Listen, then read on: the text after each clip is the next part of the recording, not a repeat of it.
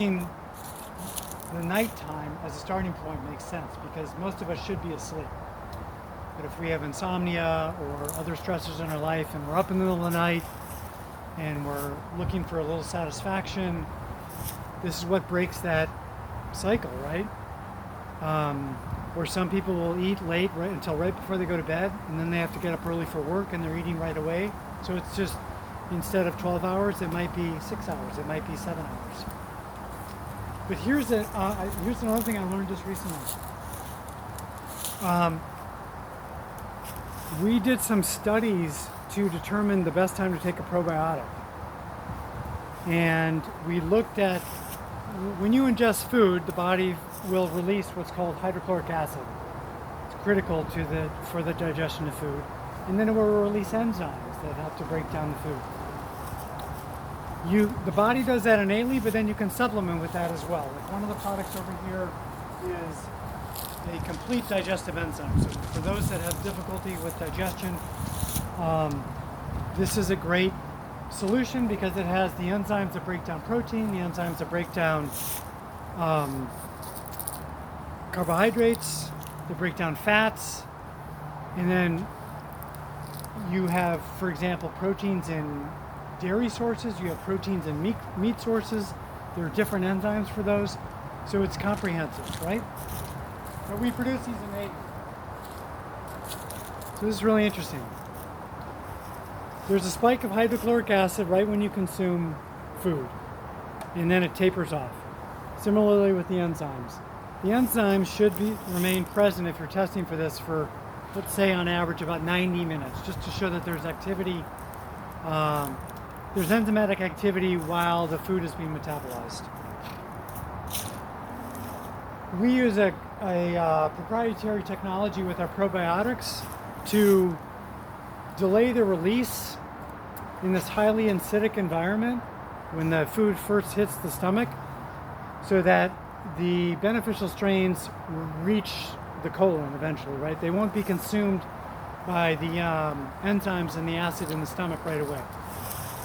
So, that's just setting this up.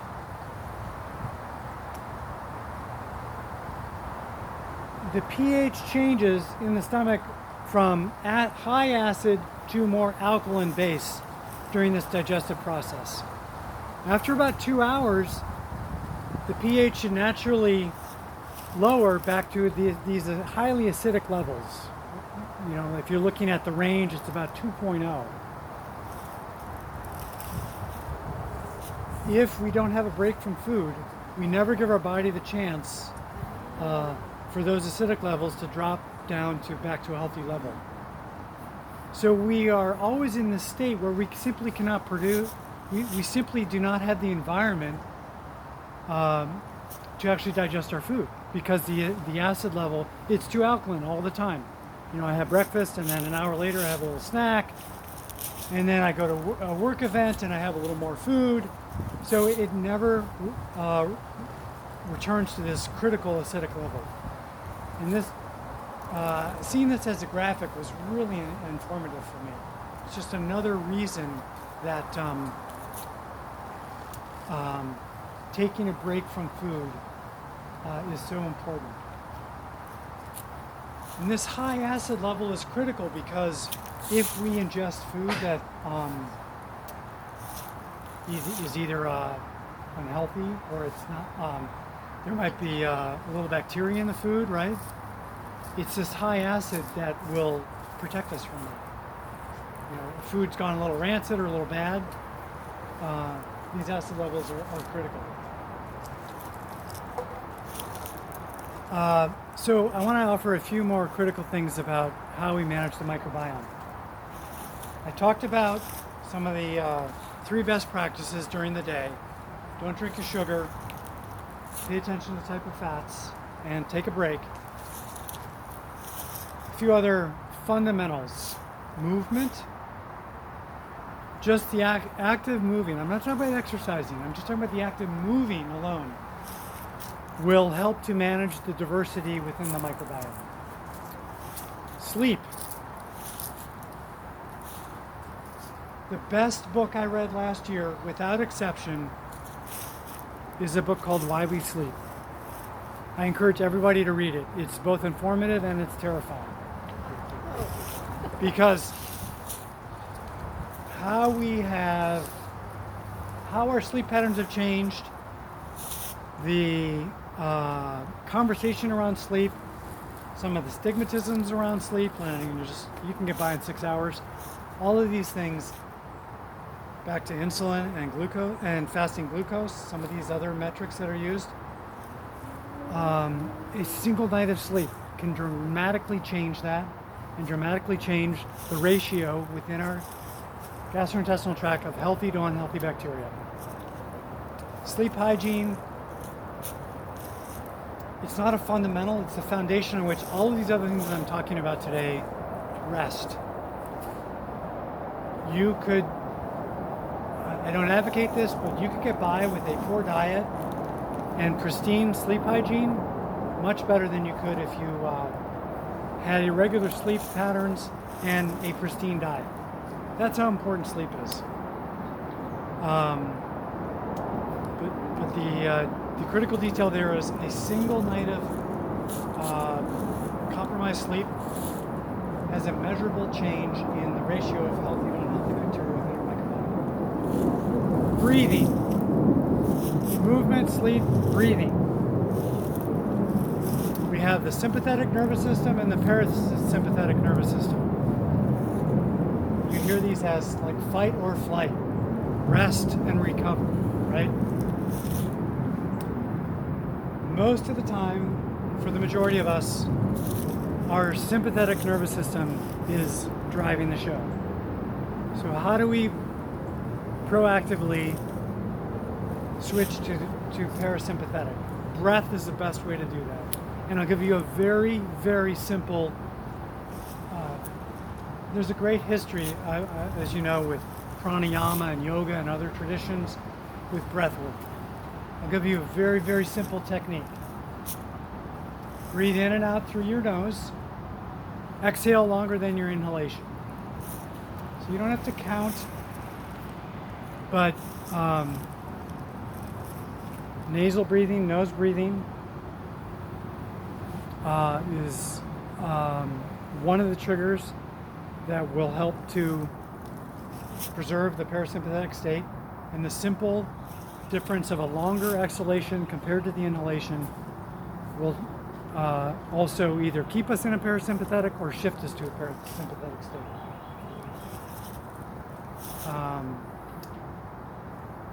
Breath is something that is being studied more and more, and its critical role to our health and how it regulates the microbiome.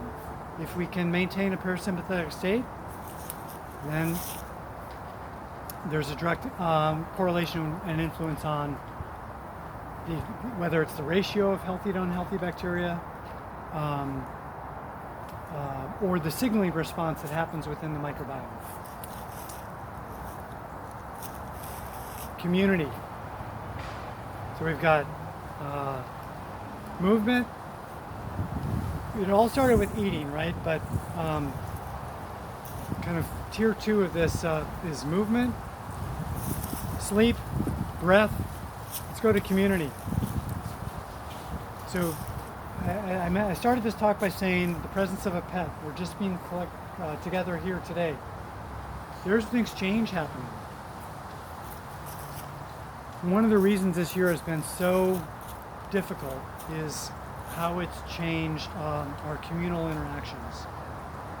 And to give you a sense of how important community is,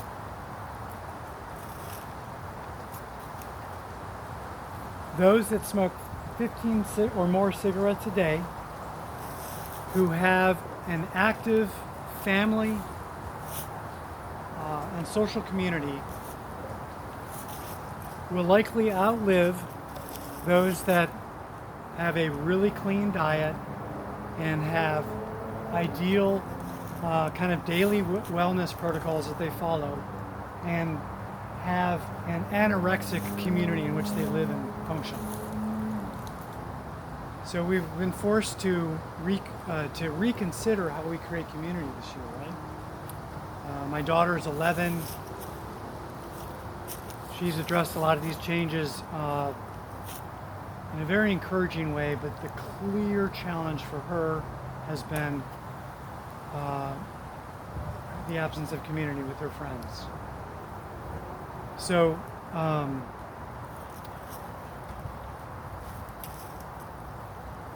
you can't supplement your way out of a bad diet. So I started with that by saying that's why it's food first. You could take that same little axiom and apply it kind of on to each of these different categories that I'm talking about. Breathing, moving, sleeping, and especially to community. So we have, I encourage you to be creative about the ways in which you create and maintain those in your life. But curiously, there is a direct influence between the health of of our communities and on the macro level and on the micro level. Then the next is what I. Does someone have a question?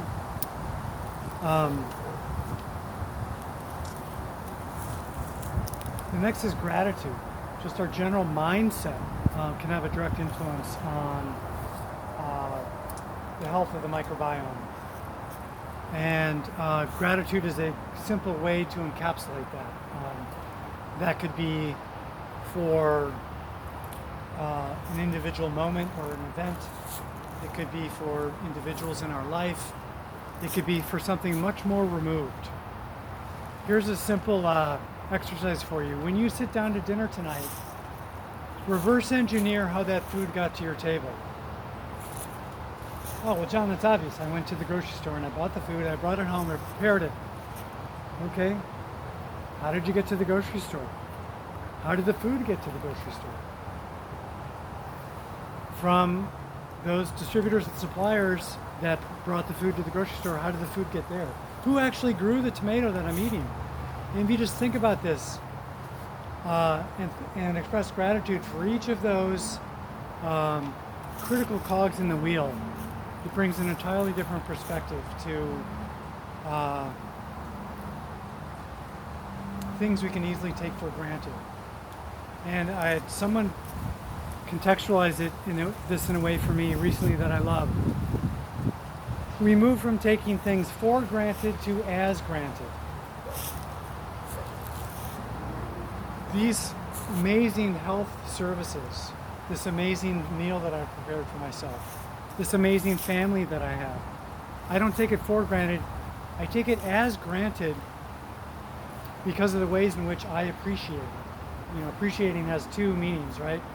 Appreciate is something that we can express gratitude for, but it's something that will increase in value, right?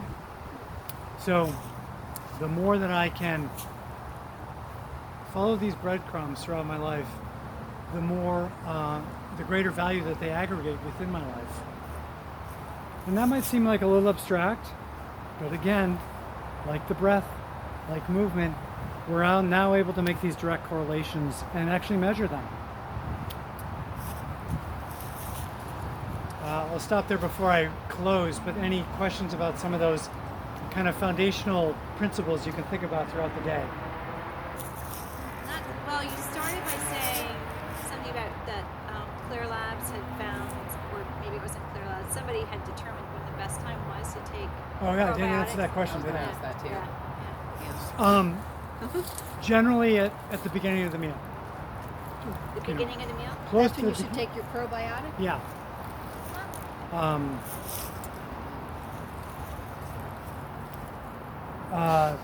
There are a couple of exceptions to that, but compliance is the most important thing. So we'd rather have you take something, even if it's at the in a less than ideal environment or context, than not take something. So a safe rule is just within the first third of the meal.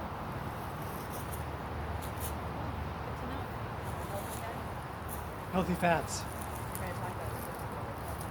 Yeah, thank you. This is really important. So,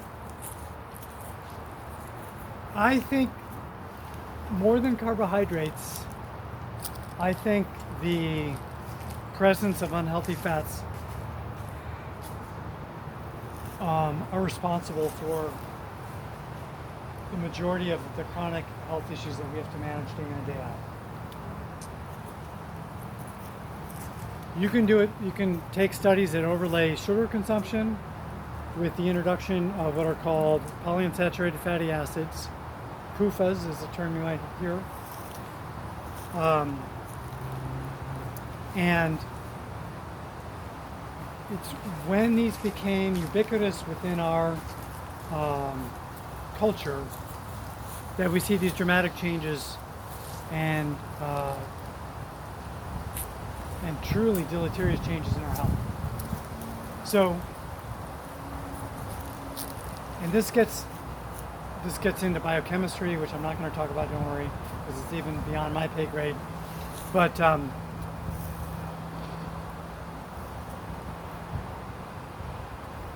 just a quick review: canola, soy, safflower, sunflower, corn, grapeseed. Can you think of others? For in terms of Cottonseed and rapeseed. cotton, yeah, and rapeseed is canola. Isn't that interesting? You know, some savvy branding person realized that rapeseed would not be a good name for a product selling to consumers, so let's call it canola. Can and canola is a reference to the origins from Canada, which is where this all happened, in a lab. Anyway, these are highly unstable sources of fat. Okay, and so what that means is that they oxidize very quickly, and essentially the body, if you think of everything as information, nutrition, food, anything, for the body it's like, you know, the body's conversant and fluent in English, and suddenly you introduce something in Chinese. It just doesn't know what to do with that information. So you want to look at stable sources of fat. And saturated fat has been vilified for a long time. Curiously though, it is arguably the most stable form. So for general day-to-day considerations, olive oil.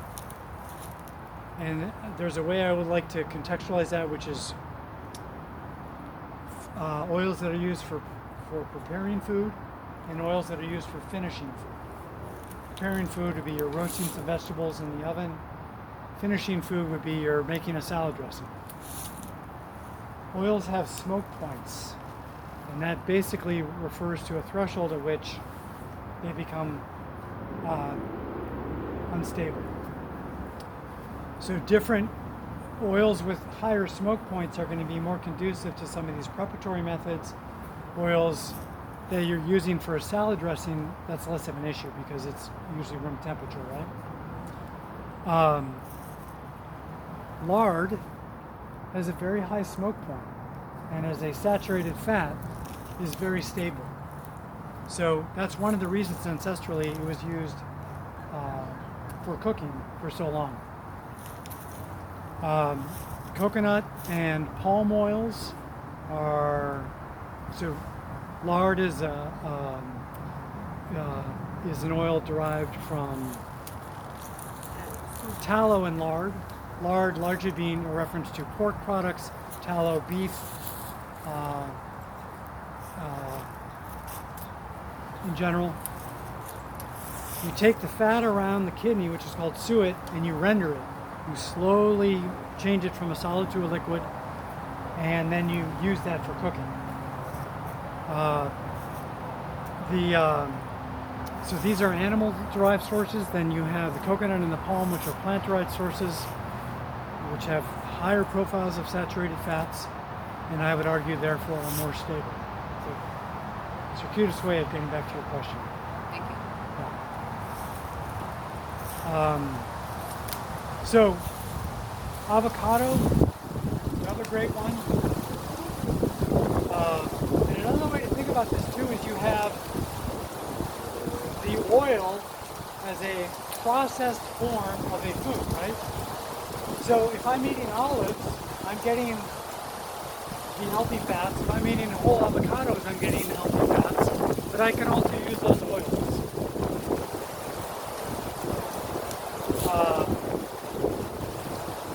But when I think about my pantry and if I'm giving someone guidance, olive, avocado, coconut,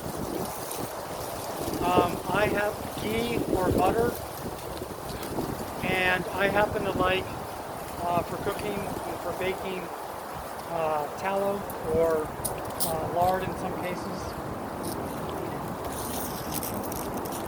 Does that help?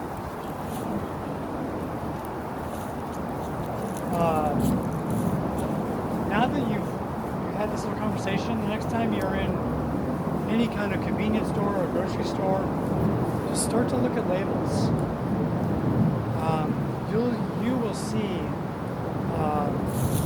how present these industrial seed oils are. And the reason that's important is that they are pro-inflammatory, they create inflammation, whereas some of the healthier oils and fat sources that we're talking about either don't cause inflammation or they're anti-inflammatory. So omega fatty acids, omega-3s, are often derived from fish oil, have a healthy ratio of omega-3 fatty acids, non-inflammatory, to omega-6s, pro-inflammatory.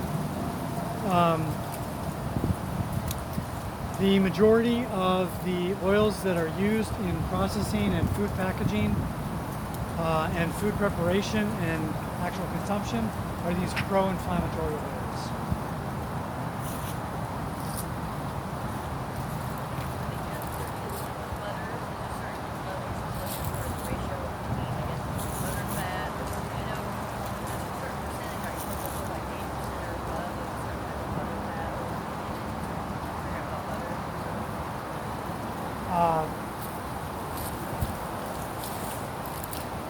Depending on the source of the butter, I would argue that my personal preference is the higher the better. So here's a good example. I just mentioned omega-3 fatty acids, predominantly from fish, right? If you take grass-fed and grass-finished cows that graze on grasses their whole life, when you look at the products that we get from that animal, butter, there is a higher profile of omega-3 fatty acids in the butter than commercially raised cows, because they're fed a lot of these plants such as soy and corn and others that have these higher omega-6 profiles, and so that affects the tissue and the fat of the animal.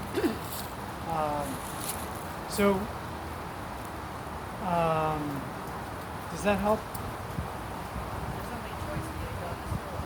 So I just was curious to say if there's a certain ingredient you're looking for or breakdown of ingredients. Since say you go to the bother this one. And I don't remember if it was a discussion of butter or if it was margarine. I know there's some ratio that they were saying you're supposed to look for. I thought it was 80% or above is considered unhealthy for instance fat.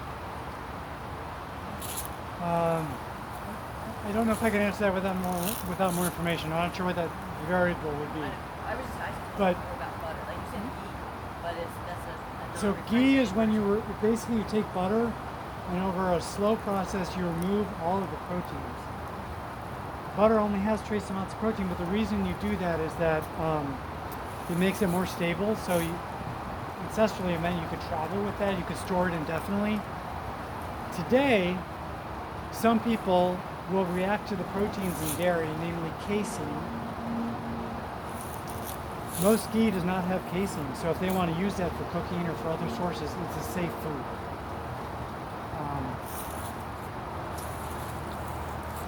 So you mentioned margarine.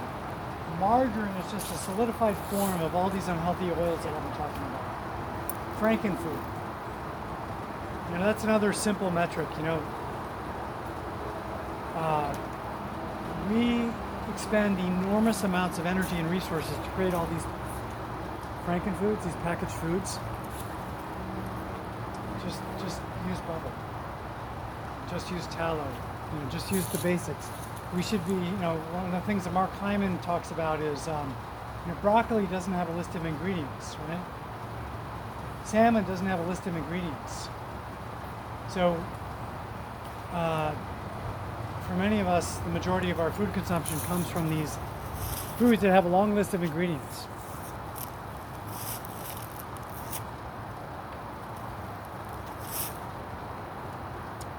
So you said you don't like soy oil. Do you just like soy?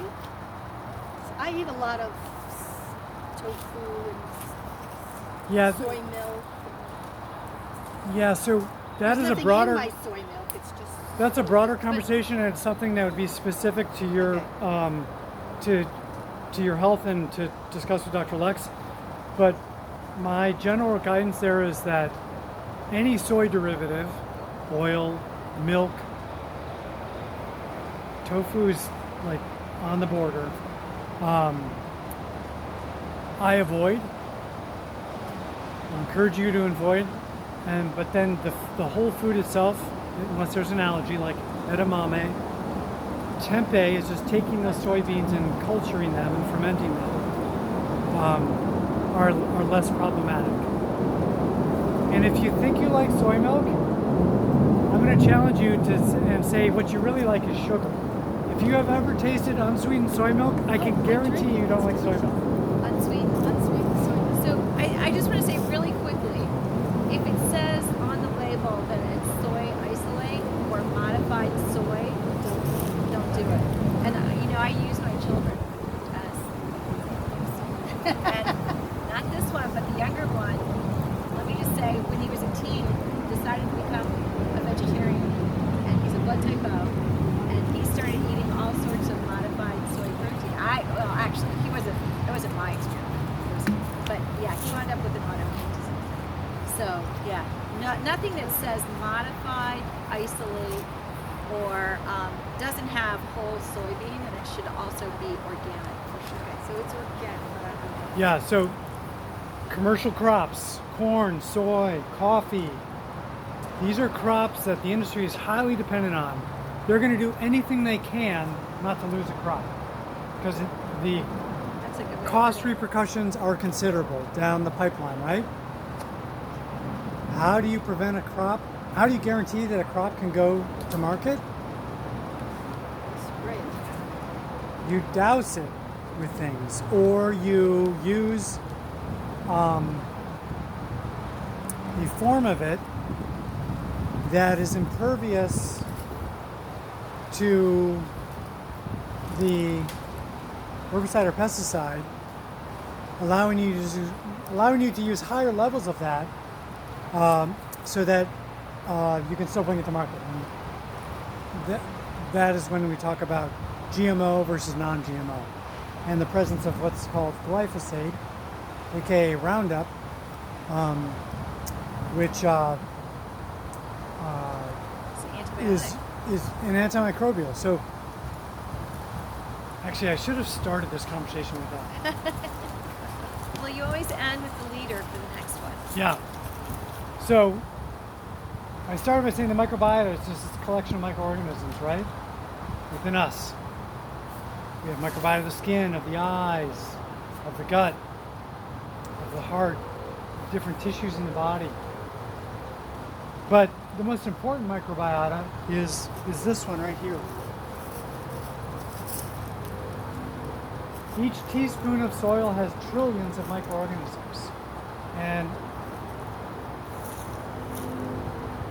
we have trillions of cells. We have 100 trillion microorganisms within our gut. I talked about local environments in the beginning and exchanges.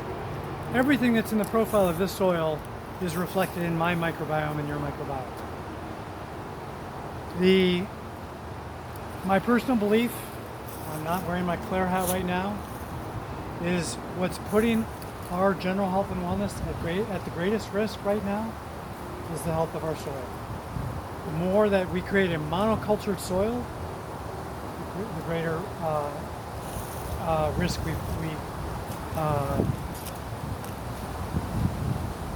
we provide in terms of propensity for chronic health and other issues. We want this to be as diverse as possible. And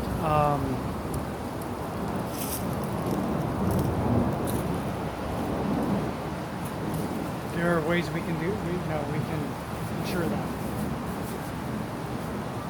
Okay, it's probably not what you anticipated. Let me just close this for you so that you can walk away with some concrete things to think about. The title was Microbiome and Immune Health and Cognitive Health. I talked about the gut-brain axis, how anything that happens in the gut has an immediate impact on the brain. Serotonin, feel-good neurotransmitter or hormone. Depending on who you ask, 75 to 90% is produced in the gut. Talked about the vagus nerve. It's the highway that is the central communication channel. Everything from temperature to breath to trauma to medication to diet to movement can directly to things like singing can directly impact the health of the vagus nerve. This helps to regulate whether we're in a sympathetic or a parasympathetic state. Most of us are in a sympathetic state too often. So then how do we introduce tools in our life that allow us to make that shift? The breath was one simple way to do that. There are other ways. I talked about the receptor sites in cells. So all the immune activity in the gut is in the cells that line the gut. So anything that changes the permeability of the gut has a direct impact on our immune health. And I talked about some of these other foundational principles that you can introduce today, and within a week feel different and present differently if you're running labs and or some of the other intake metrics that a practice such as Dr. Alexis might use. But and I also mentioned the book Why We Sleep, remarkable book. We have circadian rhythms within a 24-hour. We have seasonal rhythms. We have micradian rhythms within even different breath cycles. That all of these are changing the expression of the genetic activity within our microbiota.